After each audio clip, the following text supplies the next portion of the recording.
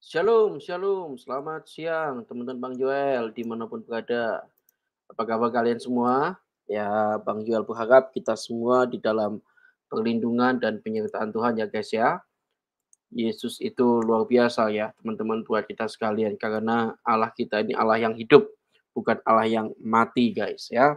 Oke teman-teman, untuk mengawali di tahun yang baru live kita pada kesempatan kali ini, Bang Joel ngajak kalian untuk lihat ya, bagaimana sok-sokan sekali mereka itu ya, debater-debater sebelah itu, sok nantangin Edis TV tapi malah nyungsep guys ya. Oke, ya kita langsung aja simak ya kawan-kawan ya, ini video yang mantap jiwa ya. Oke, kita gaskan ya. Tidak langsung iya. Ah iya, ini Muslim mengaku loh menuhankan Muhammad gimana? Karena gini bang, lebih baik saya menuhankan Muhammad karena apa? Di dalam tubuh Muhammad, di dalam diri Muhammad itu ada setengah nurnya Allah, setengah cahaya Allah itu ada di dalam tubuh Muhammad. Nah, daripada orang-orang Muslim, orang-orang Islam sendiri yang masih mempercayai dukun atau sihir apapun, itu kan sama saja menduakan Allah atau syirik kepada Allah, dan itu namanya juga kafir bang. Makanya kemarin Bang Edis kan bilang, no, kan di dalam Quran sudah jelas harus memerangi orang-orang kafir. Nah ini kafir yang mana yang kita harus perangi? Di dalam Islam sendiri banyak orang yang kafir karena menduakan Allah, menyekutukan Allah, itu namanya juga kafir bang. Gitu. Makanya kan bingung. Nah kemarin setelah Bang Edis bahas itu kan, ada beberapa yang ini apa namanya DM ke saya, lu gimana sih sebenarnya yuk, orang Muslim atau orang Kristen? Saya Muslim, bahkan saya berani syahadat sekarang kalau saya memang orang non Muslim atau orang Kristiani, karena memang saya benar-benar orang Muslim. Cuma kan saya realita aja bang. Realitanya kan gini, kita mau menyalahkan orang non Muslim, orang sebetulnya orang non Muslim atau orang Kristiani aja baik. Dan dia percaya langsung dengan Tuhannya masing-masing. Nah sekarang kalau orang Muslim sendiri mau buka usaha pakai penglaris, mau ini pakai itu, datang ke dukun, datang orang pintar. Nah datangnya ke orang pintar itu sama halnya kita kan bodoh bang. Padahal kita punya Tuhan. Kenapa kita tidak minta tolong sama Tuhan kita sendiri gitu loh? Gitu makanya apa ya? Ya bukannya saya ini membela agama di luar Islam, realitanya aja bang, di dalam Muslim sendiri masih banyak orang kafir. Makanya ulama yang paling saya sukai itu adalah almarhum Gus Dur, karena dia yang pertama menjunjung tinggi yang namanya toleransi. Beliau membuat syair, ada salah satu syairnya itu kalau di bahasa Jawa ini, kafire dhewe gak digatekke. Nah itu dalam artian kita mengkafir-kafirkan orang lain, tapi secara tidak langsung kita sendiri kafir karena pernah atau sempat atau tanya kepada orang-orang yang ahli dukun lah atau apalah. Paling contoh konkretnya itu orang buka usaha bang, orang buka bisnis, datanglah ke orang pintar, datanglah ke dukun, mbah minta tolong mbah biar dagangan saya laris, gimana caranya mbah? Lah padahal mereka kan punya Tuhan, gitu kan bang, logisnya kan gitu kan. Ya. Makanya. Tapi intinya satu yang saya setuju dengan Anda, Bang Syafiq. Anda sendiri sudah mengakui ya bahwa Muslim itu menuhankan Muhammad ya. Lebih baik saya menuhankan Muhammad daripada saya datang ke dukun. Sama halnya saya menuhankan dukun gitu loh bang. Nah sedangkan dukun itu siapa gitu loh. Makanya tapi Anda percaya bahwa Muhammad itu adalah Tuhannya orang Islam? Secara tidak langsung. Ya, secara tidak langsung. Makanya gini bang, banyak, bukan ini saya menjelekkan orang Muslim sendiri ya, banyak. Macet bang, saya atau dia yang macet nih teman-teman? Yang tidak mau mempelajari kitab-kitab di luar Islam, padahal mereka mengimani Taurat, Zabur, Injil, itu mengimani itu kitab-kitab yang diturunkan oleh Allah. Lah kenapa mereka nggak mempelajari itu bang? Betul sekali. Bahkan saya pernah mengatakan begini, bahwa mayoritas umat Muslim baca Quran itu sambil koprol bang. Karena begini, karena di dalam Al-Quran begini, ayat di dalam Al-Qur'an dikatakan suruh beriman kepada kitab-kitab sebelumnya. Sebelum Al-Qur'an. Iya. Nah, yang dilakukan Iya. muslim malah beriman kepada kitab-kitab sesudah Al-Qur'an. Nah, itu dia, Bang. Padahal Makanya saya bilang waktu baca Quran mereka sambil salto. Makanya kebalik, yang sebelum malah menjadi sesudah gitu loh, Bang. di dalam Al-Quran sendiri itu kalau kita cermati artinya atau sejarahnya, itu kilas baliknya dari Nabi Adam sampai ke Muhammad. Nah, dari Nabi Adam sampai ke Muhammad itu kan ada turun kitab Taurat, kitab Zabur, sama kitab Injil. Iya, maksudnya gini, terlepas dari itu Bang ya, artinya begini. Di dalam Al-Quran diperintahkan supaya beriman kepada kitab-kitab sebelumnya. Tapi umat muslim malah beriman kepada kitab-kitab sesudahnya. Apa itu kitab-kitab sesudahnya?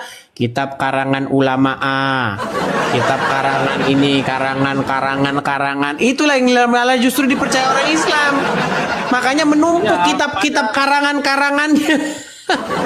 Sementara Taurat, Zabur, dan Injil yang di dalamnya ada kebenaran menurut Al-Quran sama Muslim tidak dibaca. Sebetulnya kalau kita ini Bang, ya ini mohon maaf, saya sendiri sih sebetulnya sih nggak terlalu pandai mengartikan isi Al-Quran, tidak terlalu pandai mentafsirkan setiap arti-arti yang ada di Al-Quran. Cuma saya bikinnya gini, kalau kita mau pelajari Al-Quran lebih dalam, itu nggak usahlah baca-baca kitab karangan si A, si B, dan si C, dan seterusnya. Kita cukup ini aja, kita cukup pelajari aja untuk Al-Quran itu sendiri, di dalamnya itu ada apa, artian maknanya itu seperti apa, itu harus kita pelajari secara luas aja Bang. Nggak perlu nggak perlu kita cari buku karangan si A, si B, atau si C. Iya, justru buku-buku karangan itu misalnya seperti ini Bang. Nah ini, sembuh dengan air kencing unta. Nah ini juga ini. Padahal di dalam Quran kan nggak ada suruh minum kencing unta. Tapi yang Muslim percayai malah kitab-kitab seperti ini disuruh minum kencing air unta. Tapi saya nggak dipraktekkan gitu loh. Sebenarnya saya malah senang kalau dipraktekkan. Makanya banyak ini Bang, banyak pembaca-pembaca kitab atau pembaca-pembaca buku yang tidak pernah tahu makna arti di dalamnya itu seperti apa. Dia hanya cuma mencerna secara luarnya aja, dalamnya tapi dia tidak tahu secara logisnya itu seperti apa. Seperti kita kita dalam pandangan itu kan kadang ada berbeda. Mungkin kita ibaratkan angka 9. Angka 9 kita kalau lihatnya dari sisi bawah bisa jadi angka 9. Kalau dari sisi atas bisa jadi angka 6. Anda dibilang Oten menyamar katanya ini. Bukan. Sebentar. Biar saya konfirmasi dulu. Jangan-jangan ada yang mengatakan ini Oten menyamar ini. Sebentar. Kita kasih naik dulu ya. Kita kasih naik sebentar. Siapa ini mau kita kasih naik ini? Waduh. Sebentar, kita kasih naik. Ini ada Ken Erbaim. Oke, kita kasih naik nih. Halo Ken Erbaim. Silakan nyalakan kamera Anda. Halo. Ya, Ken R.A. Baim, silakan nyalakan kamera Anda.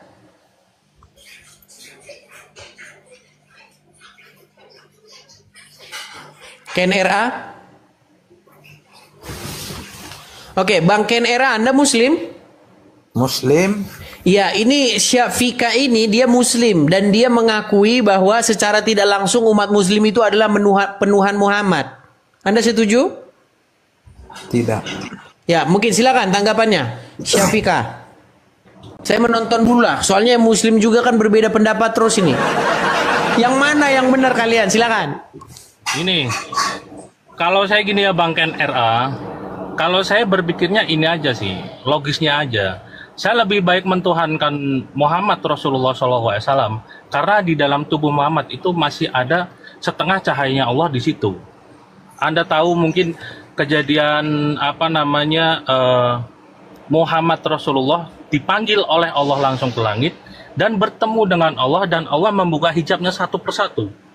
Dan di situ ada malaikat Jibril dan bertanya sama malaikat Jibril, "Ya Jibril, apakah sanggup saya bertemu dengan Allah?" Di situ Jibril ditanya sama Muhammad, "Sesungguhnya di dalam tubuh Muhammad itu ada setengah cahayanya Allah yang ada di dalam Nabi Muhammad."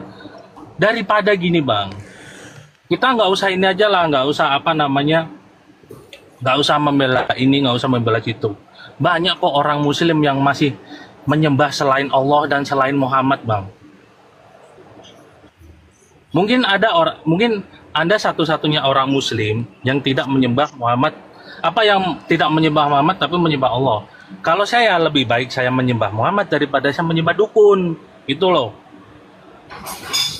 Begini saja. Gimana? Itu kan Coba, daripada itu dihilangkan. Allah itu kan Esa, Kulhuwallahu Ahad, satu, tidak beranak dan tidak diperanakkan. Ya. Nah, kalau memang Muhammad itu sebagai nabi akhir zaman yang mendapat wahyu dari Tuhan Allah Subhanahu wa taala, dan kemudian kita sebagai umat muslim mengakui kenabiannya, ya kita tetap menyembah kepada Allah dan mengakui kenabian Muhammad.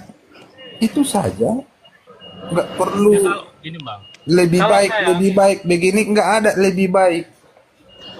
kalau kenabian Muhammad Rasulullah, saya meyakini dan saya mengimani bang. Cuma gini ya, ya kita diskusi, kita beda pendapat boleh kan, tapi semaan kita tetap satu, Allah, ya kan. Nah ini bang Edis kan sebentar nih, saya mau tanya dulu sama kalian dua muslim nih. Kenapa kalian berseru-seru kepada Muhammad?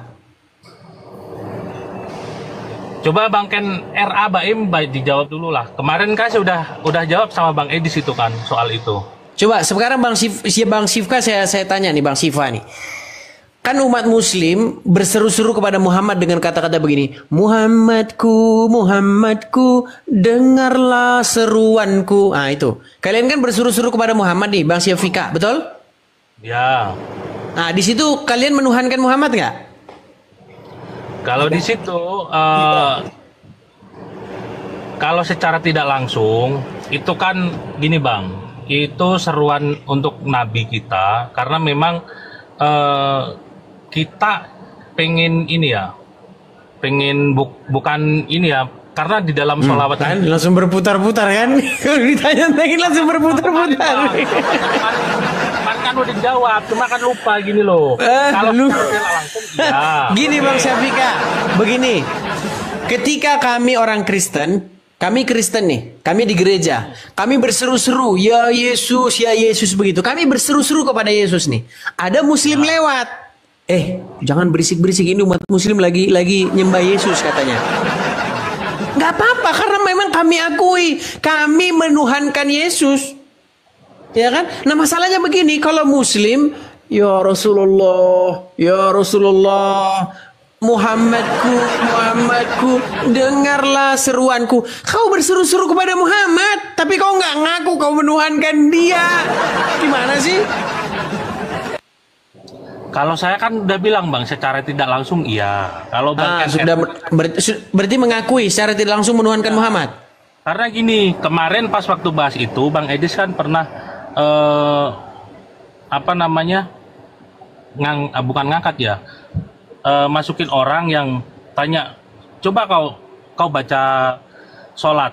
Sholat itu di dalam sholat, ketika kita tahiyat akhir, itu coba kalau misalkan Bang RA Baim bisa mengartikan gini lah. Kan di situ ada di tahiyat akhir.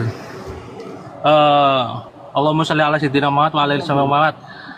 Kama sholaita ala sayyidina Ibrahim wa ala ali sayyidina Ibrahim. Kama barik ala Muhammad wa ala ali sayyidina Muhammad. Lah, arti dari sayyidina itu apa, Bang? Kalau setahu saya, sayyidina itu tuan. Bukan, memuliakan bahwa dia utusan Tuhan. Iya, kenapa kau berseru-seru kepada dia, Bang? Karena kita yakin bahwa syafaat yang dibawakan beliaulah Yang Berarti dia lebih maha baik. mendengar. Bukan maha mendengar. Lu terus kenapa berseru-seru kepada yang nggak maha mendengar? Gini. Dengar, sebentar. Saya tanya dulu sebentar, Bang Syafika, sebentar ya. Saya ngobrol dulu dengan ini, Bang ya. Bang Syafika ya. Ya Bang. Oke, saya Bang. ngobrol dulu dengan ini coba. Bang Ken. Ketika kamu mengatakan Muhammadku, dengarlah seruanku. Nah, kau meminta supaya seruanmu didengar, betul? Betul nggak? Begini. Jangan begini dulu. Betul atau tidak? Saya nggak pernah. Saya Berarti nggak pernah. mereka bukan muslim itu. Berarti mereka bukan muslim. Muhammadku, dengarlah seruanku. Mereka muslim bukan itu?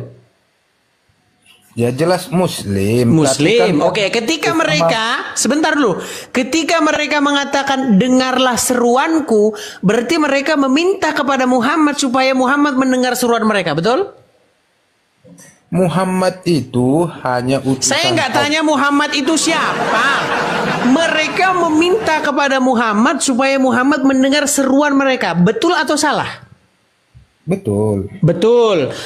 Apakah Muhammad mendengar seruan mereka?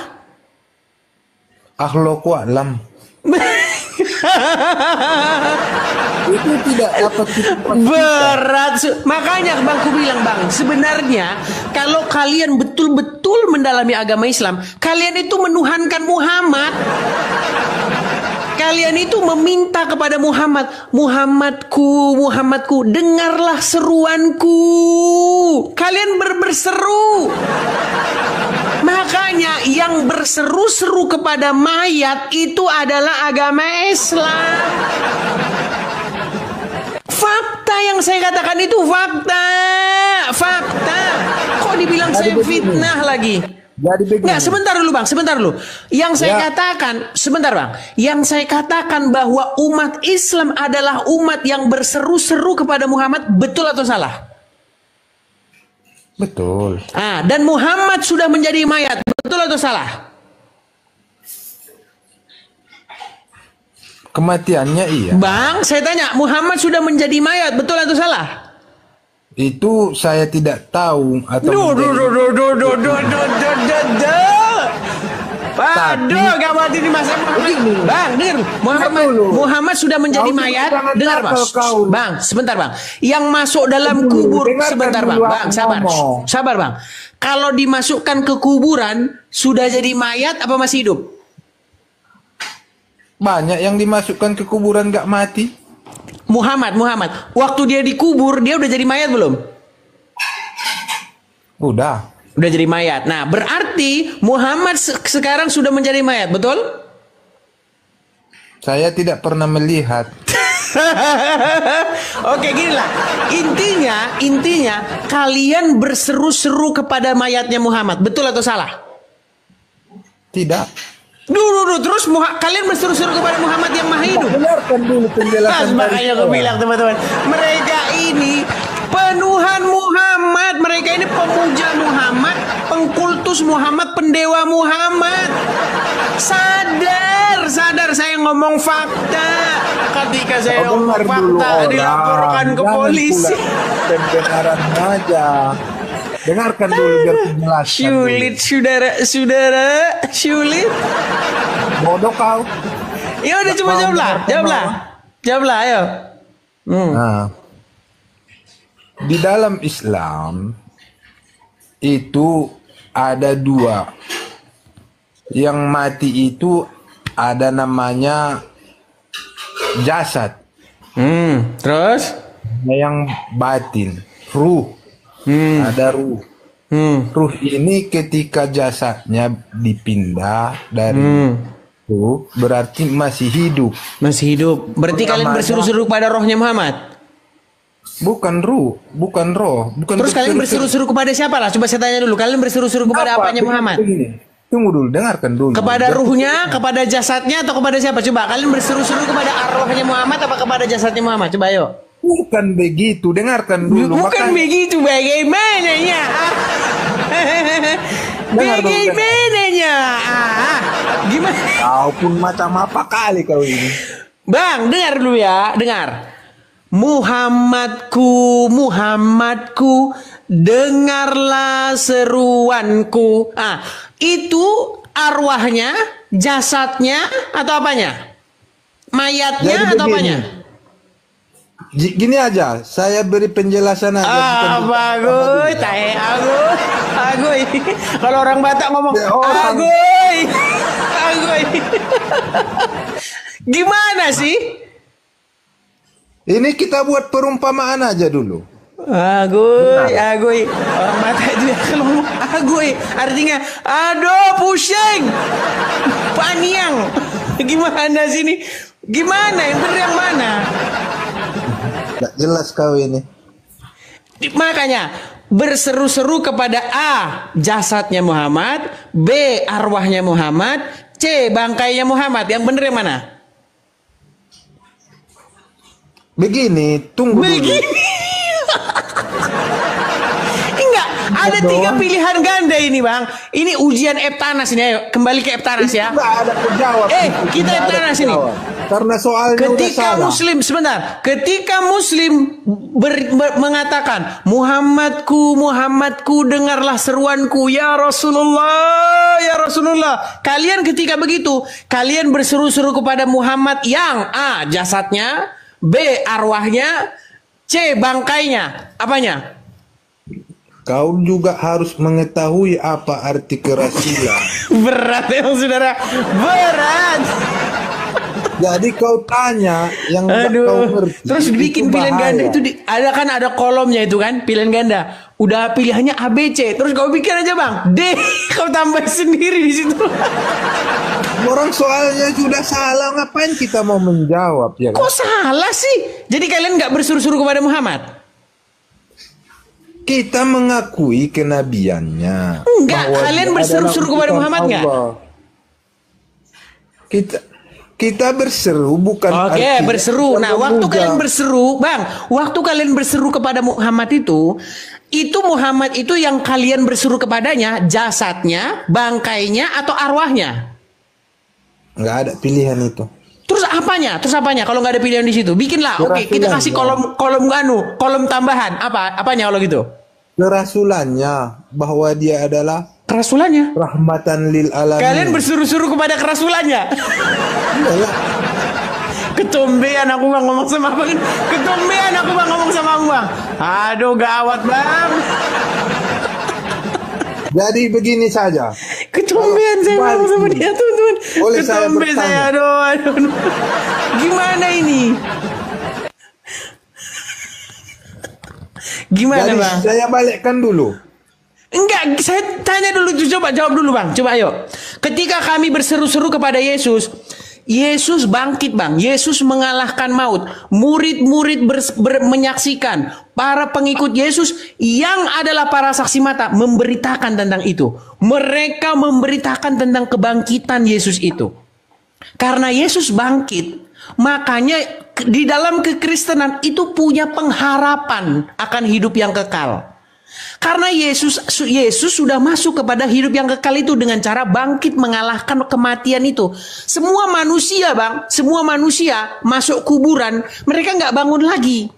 Karena mereka masih dikangkangi oleh maut itu. Tetapi Tuhan kami Yesus mengalahkan kematian itu. Dia mengalahkan kematian karena maut tidak berkuasa atas dia. Makanya ada harapan. Makanya Kristen itu memberitakan tentang kehidupan, memberitakan tentang hidup. Nah, Muslim memberitakan tentang mayatnya Muhammad. Makanya kami pemberita tentang kehidupan, kalian pemberita tentang kematian. Di dalam Yesus ada hidup, ada harapan. Di dalam Muhammad golap. Golap gulita bang. Aduh, gimana bang nih? Gimana bang nih? Ya. Di dalam Islam kami tidak mengetahui adanya Yesus. Yang kami tahu adalah Memang Nabi tidak Isa. tahu, makanya ku beritahu bang. Bang, dengar ya bang ya. 13 tahun ku habiskan mendalami agama. 13 tahun. Ku pelajari agama Islam, Kristen, Yahudi. Ku pelajari. Ku baca. Nggak mau kata-katanya orang. Kalau dulu katanya-katanya nggak mau. Sekarang saya pelajari sendiri. 13 tahun lamanya saya pelajari. Intinya Kalau udah kau dapat, Bang. pelajari, Intinya sudah dapat. Yang kalian Gini. promosikan, kalian itu memberitakan tentang orang mati di kuburan. Namanya Muhammad. kalau kau pelajari tentang Al-Quran, kupastikan kau akan masuk Islam seperti siapa itu namanya? Si Nababan itu. Siapa? Mantan Bernard pendeta itu. Nababan. Bernard. Iya. Si Bernard Nababan. Dia pun mana berani? Coba suruh dia diskusi dengan saya. Berani nggak dia diskusi dengan saya? Si Juma kabur, lari tunggang langgang.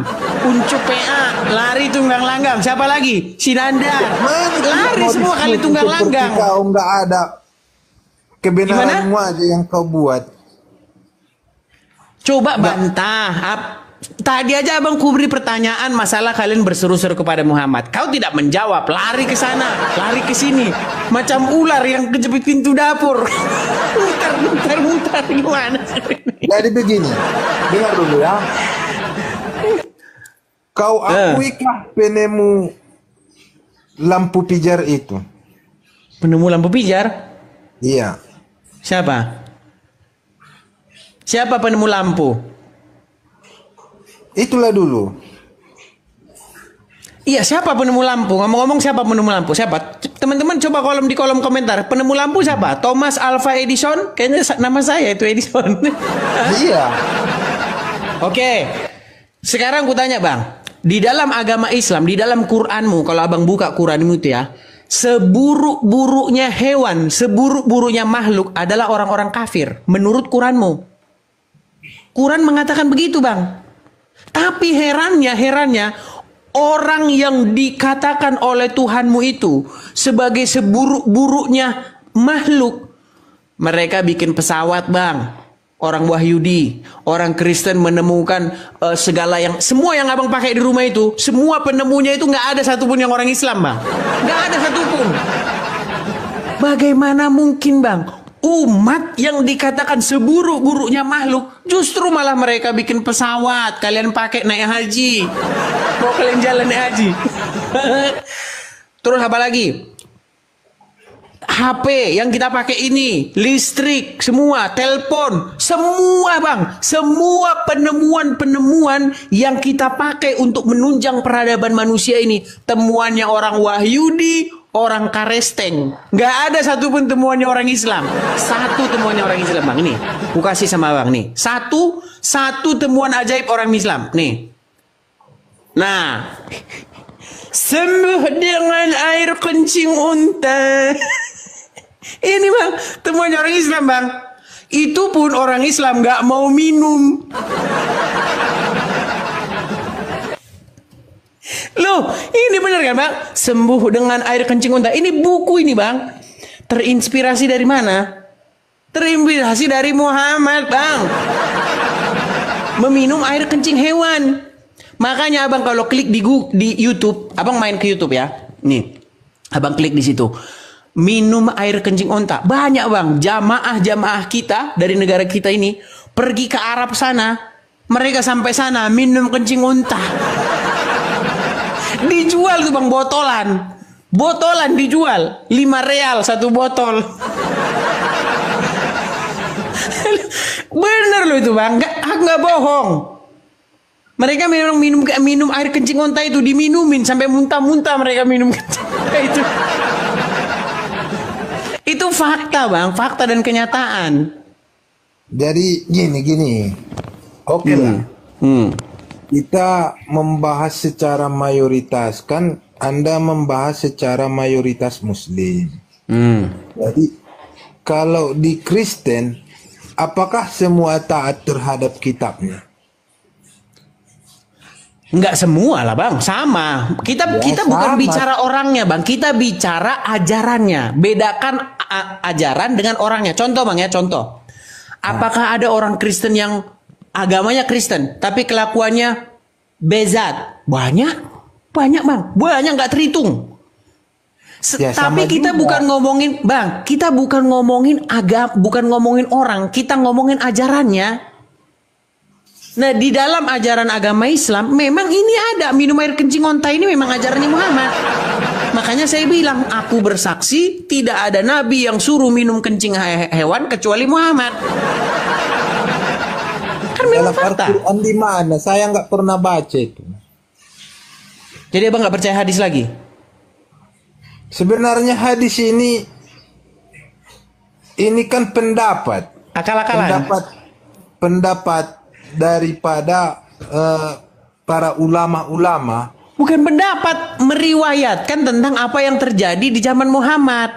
Oke, gue bacakan hadisnya ya. Gue bacakan hadisnya bang, biar ku tampilkan. Aku tahu abang ini orang awam. Sudah aku bilang, jikalau ada seorang muslim mau dalam satu malam saja merelakan waktunya untuk mendalami agama Islam, maka saya sungguh-sungguh khawatir besok pagi dia bangun dalam keadaan masih muslim lagi. Iya, saya ragu dia masih bangun dalam keadaan muslim.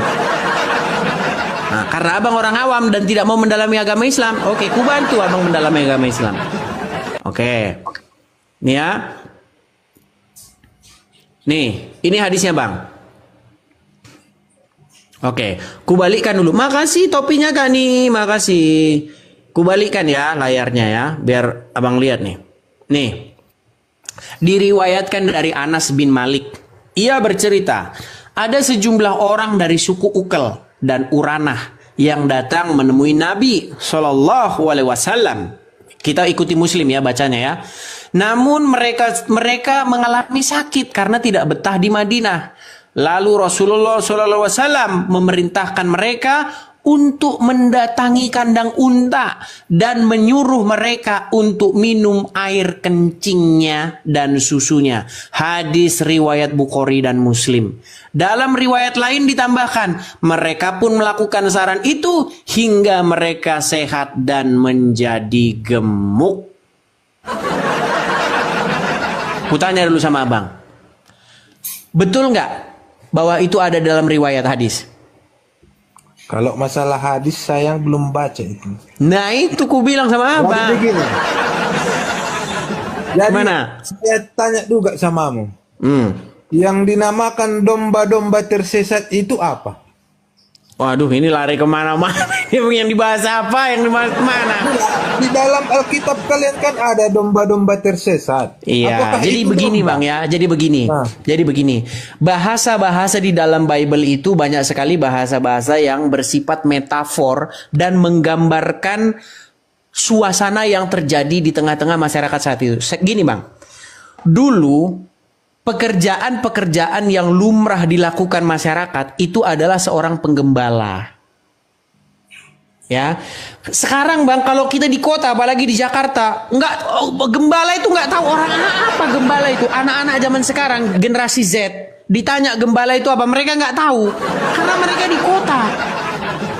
Nah dulu orang-orang di Yerusalem itu di kota di penduduk-penduduk orang-orang Yerusalem, orang-orang Israel, mereka itu pekerjaannya penggembala. Jadi mereka membawa kambing dombanya ke padang rumput untuk makan.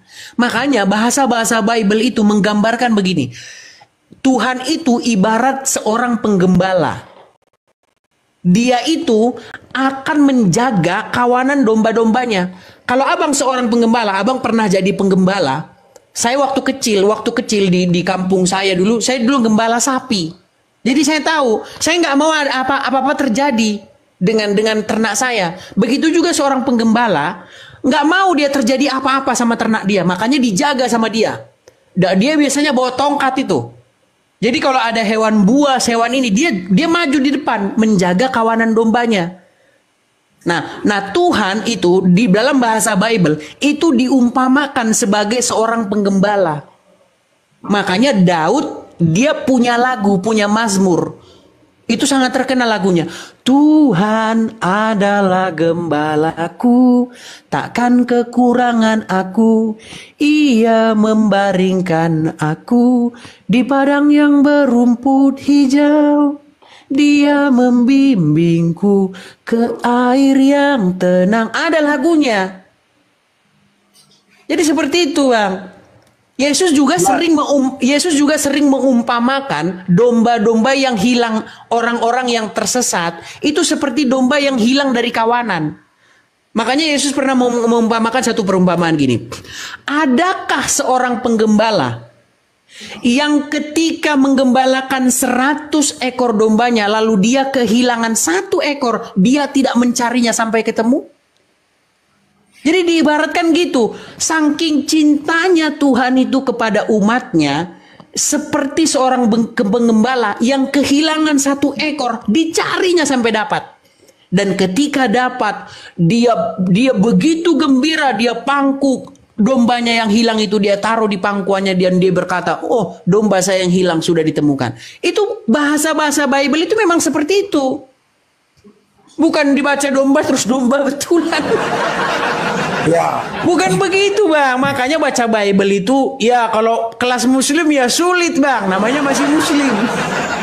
Ya kalau diumpamakan juga seperti itu menjadi majas sebagai tafsiran dari hadis tersebut. Lalu bagaimana? Apakah Anda sudah pernah secara langsung menemui penulis yang ini bukan menafsirkan? majas, Bang. Ini betulan, kencing betulan. Ini bukan majas kalau ini, Bang. Ini beneran kencing betulan, diaduk-aduk. Jadi begini. Diminum betulan. Ini bukan majas, ini kencing beneran. Itu kan belum firman Tuhan. Itu kan belum firman Tuhan. Bang, di dalam Al-Quran Jadi dikatakan. umpamanya begini. Saya sarankan. Silakan.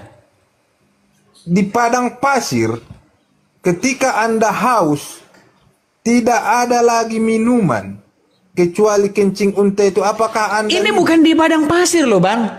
Ini riwayat ini bukan berbicara tentang di padang pasir. Ini riwayat ini berbicara itu sejarah cerita masa lampau. Bang, dengar ya. Bagaimana ada satu ayat Quran, satu ayat Quran mengatakan begini. Wa ma yantiqu anil hawa in huwa illa wahyu yuha. Tidaklah yang diucapkannya itu berdasarkan hawa nafsunya, melainkan yang diwahyukan kepadanya. Jadi semua yang diomong Muhammad itu wahyu, Bang, bukan berasal dari hawa nafsunya. Nggak boleh Abang bilang begitu. Setiap Muhammad ngomong itu, perkataannya itu adalah wahyu, bukan asal-asal ngomong. Iya, kita akui. Nah, oke, kalau begitu, karena Muhammad menyuruh orang sakit minum kencing hewan, kenapa Muslim sekarang nggak mau mempraktekkan ajaran Muhammad? Ayo. Ya tergantung situasi dan kondisinya. Kondisi lagi. Aduh. Bukankah fakta sebenarnya Anda dapati bahwa ajaran Muhammad itu aneh-aneh, sehingga Anda mengatakan Anda nggak mau menurutinya? Ayo. Coba. Bukan begitu. Gimana? Di dalam Al-Quran itu, dalam pengertiannya itu, makanya banyak berpendapat, ulama ini berpendapat, ulama ini berpendapat. Belum ada yang memastikan di arti-artinya itu, oh begini gitu. Bukan loh, Bang. Ini masalah minum kencing onta ini bukan majas. Ini bukan perumpamaan. Jadi bukan begini. sebuah metafora. Ini betul-betul. Bahkan begini, Bang. Ini sampai bikin buku mereka, sembuh dengan air kencing unta. Nah, pertanyaan saya, kenapa Muslim nggak percaya dengan ajaran Muhammad? Ayo rame-rame kalian minum air kencing unta. Banyak. Iya, kenapa? Gini, kenapa Abang setuju nggak kalau dibikin di dalam rumah sakit Islam menu obat sesuai dengan hadis Rasulullah kencing unta? Ayo gimana? Bikin di rumah sakit Islam. Ayo, sesuai dengan anjuran Nabi. Kalau kalian mau konsisten loh dengan ajaran kalian, gimana? Belum tentu begitu. Itu kan riwayat, cerita. Gimana, Dar? Jadi begini. Dengar dulu. Kau orang apa? Batak? Ya. Suku Batak? Marga apa? Marga Sidabutar. Nah. Kalau kita kaji tentang kejadian di Pusuk Buhit, apakah kita percaya bahwa leluhur kita itu turun dari langit? Dongeng, kalau saya bilang itu dongeng. Yang cerita-cerita begitu dongeng. Ya kalau saya tidak meyakini bahwa hadis ini adalah itu hanya dongeng, bagaimana? Bagaimana Anda mengatakan itu dongeng? Itu saya klarifikasi ya. Nanti banyak pula orang ini saya gini. Kalau gini ya, silsilah ya yang mengatakan turun dari langit terus turun di pusuk buit, itu menurut saya itu dongeng. Nggak benar yang kayak begitu. Kalau yang saya imani ya, orang-orang sebelumnya sesuai dengan sejarah ya, bangsa-bangsa proto Melayu datang ke sana terus itu yang saya imani. Ya. Nah, kalau bicara tarombo nanti lain lagi tuh. Itu kalau itu betul memang ada ya, marga begini, silsilahnya begini, itu betul. Ya kan? Tapi kalau jatuh dari langit terus ada di pusuk buhit turun dari langit, itu saya nggak percaya. Saya nggak percaya itu. Oke, nah gini. Sekarang kita kembali ke tema awal ini ya. Gini. Di sini Anda mengatakan bahwa riwayat ini dongeng. Betul? Betul? Yang namanya riwayat itu cerita, ada yang benar, ada yang tidak. Makanya oke, sekarang saya tanya sama Abang. Apa yang membuat kamu mengatakan bahwa ini dongeng? saya belum uji bahwa itu keabsahannya. Terus kenapa kamu katakan bahwa itu dongeng? Bilang saja begini, kudapati hadis itu aneh. Nanti kalau ku bilang benar, disuruhnya aku minum air kencing. Bilang aja karena kau nggak mau minum kencing unta, makanya kau bilang itu dongeng. Bang ini. Sekarang begini bang, ulama-ulama ya, semua mengakui bahwa memang air kencing unta itu adalah sunnah Rasulullah nih. Ku baca ya. Kencing unta boleh diminum nih ya. Kalau kita klik di dalam YouTube, masalah kencing unta boleh diminum, ya, lihat nih. Biar ku ini kan ya. Nih. Biar ku putarkan sama Abang nih. Ya, nih. Kita sama-sama dengar ya. Biar nggak dibilangnya fitnah nih. Pertama sebelum saya jawab pertanyaan Ibu ini, saya ingatkan. Jadi Rasulullah Assalamualaikum warahmatullahi wabarakatuh ya. Jadi pertama sebelum saya jawab pertanyaan Ibu ini, saya ingatkan. Jadi Rasulullah menyuruh minum kencing onta itu sebagai obat, bukan untuk berlezat-lezat ya. Bukan dianggap kopi atau teh kencing onta. Kopi kencing onta enggak ya. Tetapi maksudnya kencing onta sebagai. Sebentar, ini yang ngomong ini Ustadz Firanda. Saya udah pernah ngobrol sama orang ini ya. Dia aja yang sok-sok lupa ya. Nih, saya ini nih. Obat, karena perintah tersebut Nabi tujukan kepada orang-orang yang demam di kota Madinah, sakit, maka Nabi suruh mereka minum kencing onta dan minum air susu onta, dan ternyata sembuh. Ternyata sembuh kan? Sembuh dalam hadis Sahih Bukhari dan yang lain, kisah Uraniyin. Baik. Adapun hadis Nabi SAW mengatakan, ibadah Allah tadawaw wala tadawaw. Oh, ini pertanyaan selanjutnya nih. Ini makanya saya bilang bang, itu riwayat sudah disohih bang. Kok abang bilang itu dongeng? Terlalu. Makasih Hilda, makasih. Itu terlalu abang mengatakan itu dongeng. Bilang aja bang, aku tak suka kencing onta, makanya aku bilang lah itu dongeng, gitulah. Aduh, gimana bang? Sudah jerah? Atau besok hari lagi supaya kita kasih kesempatan muslim yang lain ini. Banyak yang mau naik soalnya. Enggak, satu aja pertanyaanku lagi nih. Apa? Di dalam Kristen ada nggak makanan yang dilarang? Di dalam hukum Taurat banyak bang makanan yang dilarang. Contohnya hewan yang tidak berkuku belah dan memamah biak. Seperti itu. Itu merupakan hewan yang kalau bahasa Ibraninya itu tame. Saya bukan menanyakan di Taurat. Memang kitabmu Taurat? Iya, dari Kejadian sampai Wahyu. Bukan Injil? Iya, Injil itu dari Kejadian sampai Wahyu. Berarti Injil sama Taurat sama? Ya, kita harus bicara pengertian dulu. Yang dimaksud dengan Injil ini apa? Kalau secara etimologi yang dimaksud Injil itu memang kabar baik, yang dimaksud di situ merujuk kepada yang Matius, Markus, Lukas, Yohanes. Tapi kalau bicara secara kabar baik yang secara keseluruhan ya dari Kejadian sampai Wahyu, itu bisa juga dikatakan Injil. Seperti itu. Adakah makanan yang dilarang di situ? Banyak sekali. Lalu kalau makanan itu bisa menjadi obat, apakah diperbolehkan? makanan bisa menjadi obat. Nggak ada di situ dikatakan makanan bisa menjadi obat. Seumpamanya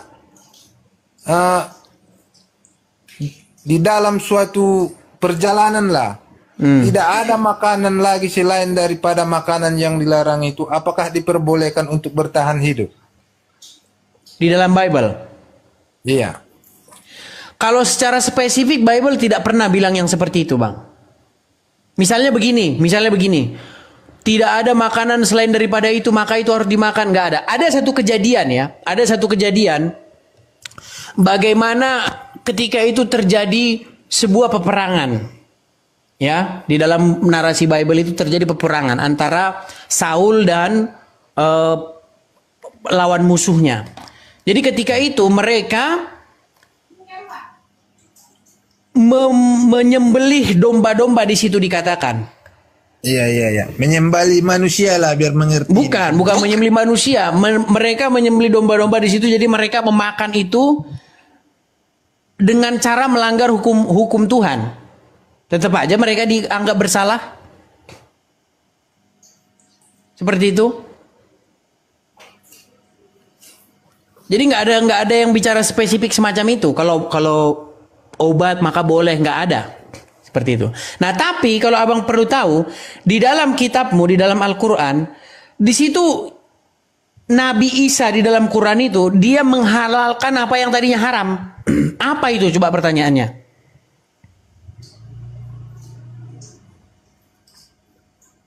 Tak pernah dengar nggak ayat itu?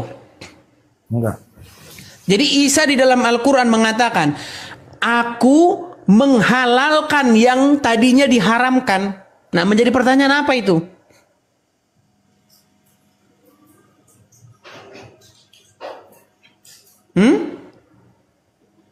Apa yang dihalalkan? Ya itu jadi pertanyaan. Saya bertanya, di dalam Al-Quran Isa menghalalkan yang tadinya haram.